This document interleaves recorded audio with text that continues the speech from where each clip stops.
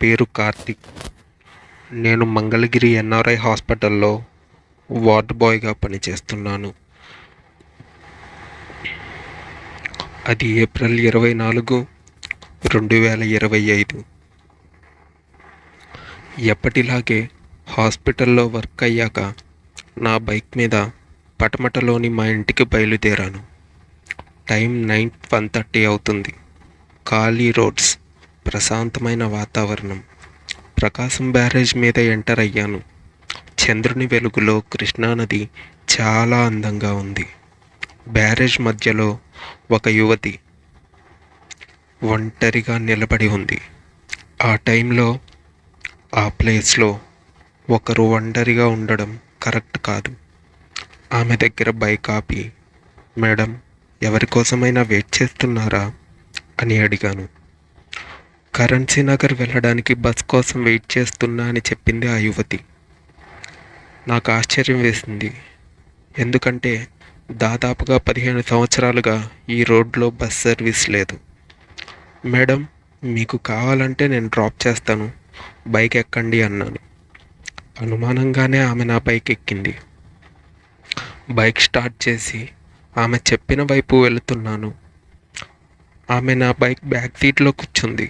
But నా bike rear view మిర్రర్లో మాత్రం నాకు ఎవ్వరూ కనిపించట్లేదు.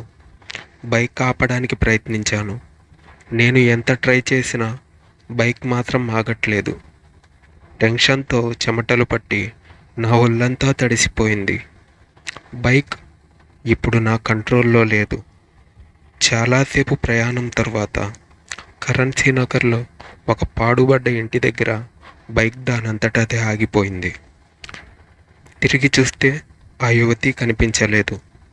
తర్వాత చాలాసేపటికి స్టార్ట్ అయింది. వెంటనే ఇంటికి వెళ్ళిపోయాను. ఆ నెక్స్ట్ డే మా తాతగారికి జరిగిందంతా చెప్పాను. అంతా విన్న తర్వాత స్టోర్ రూమ్కి వెళ్ళి చాలాసేపటి తర్వాత ఒక పాత న్యూస్ పేపర్ తెచ్చాడు. దాదాపు 20 years బ్యాక్ న్యూస్ పేపర్ అది. Date April 24, 2005.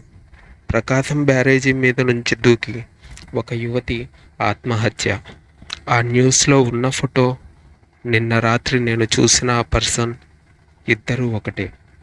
అంటే నిన్న నైట్ నేను చూసింది మనిషిని కాదు, ఒక దయ్యాన్ని.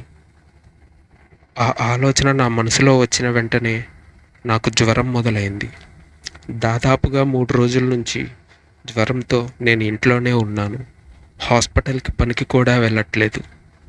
ఇప్పుడు ఆ నైట్ నాకు కనిపించిన అదే పర్సన్ నా బెడ్రూమ్లో నాకు కనిపిస్తుంది. ప్లీజ్ నాకు సాయం చేయండి.